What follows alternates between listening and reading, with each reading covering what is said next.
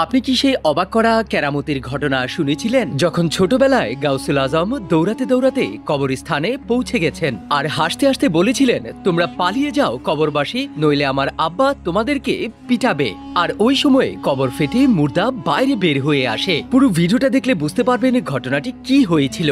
ছোটবেলায় বড় পীর হযরত আব্দুল কাদের জিলানী রহমতুল্লাহি আলাইহি মাটির ছোট ছোট পুতুল বানিয়ে খেলতেন। সকালবেলা তিনি পুতুলদেরকে সামনে রেখে বলতেন, কুনবি ইজনিল্লাহ, অর্থাৎ আল্লাহর অনুমতি নিয়ে উঠে যাও। আর তখনই আল্লাহ তাআলার হুকুমে ওই মাটির পুতুলগুলো জীবিত হয়ে যেত। তিনি তাদের সাথে খেলতেন, কথা বলতেন, আর সন্ধ্যা হতেই বলতেন, তোমরা আবার আগের রূপে ফিরে যাও। আর তখনই মাটিগুলো পুতুলের রূপে ফিরে যেত।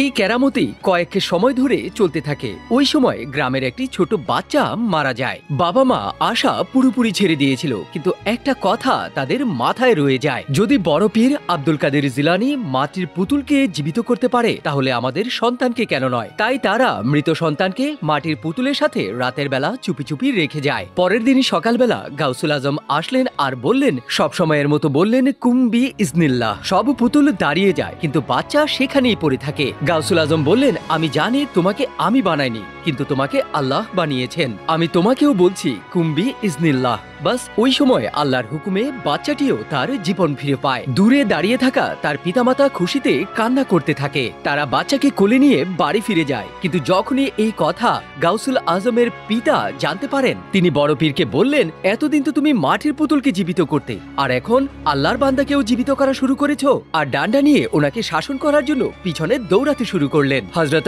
আব্দুল কাদের জিলানী দৌড়াতে দৌড়াতে কবরস্থানে পৌঁছে গেলেন। সেখানে গিয়ে দুষ্টামি করে বললেন, তোমরা কবরবাসী পালাও, নইলে আমার আব্বা তোমাদেরকেও পিটাতে আসছে। আল্লাহর হুকুমে কবর ফেটে যায়। মুর্দা সাদা কাফন নিয়ে বাইরে চলে আসে। বড় পীরের আব্বা আওয়াজ দিলেন, আব্দুল কাদের, এখন থেমে যাও। তিনি থেমে গেলেন আর মৃত ব্যক্তিদেরকে বললেন, এখন তোমরা কবরে ফিরে যাও। সব মৃত ব্যক্তিরা আবার আল্লাহর হুকুমে কবরে ফিরে যায়। আব্দুল কাদের জিলানী গাউসুল আজম বাবাকে আদবের সহিত বললেন, আব্বু, ভালো হয়েছে আপনি তাদেরকে থামিয়ে দিয়েছেন, নইলে তারা কিয়ামত পর্যন্ত মাথায় কাফনের কাপড় নিয়ে দৌড়াতো। আল্লাহ রাব্বুল আলামিন তার নেক বান্দাদেরকে এরকম কেরামতি দিয়েছিলেন। যদি আপনিও গাউসুল আজম বড় পীর আব্দুল কাদের জিলানীর আশিক হয়ে থাকেন, তাহলে কমেন্টে লিখতে পারেন সুবহানাল্লাহ।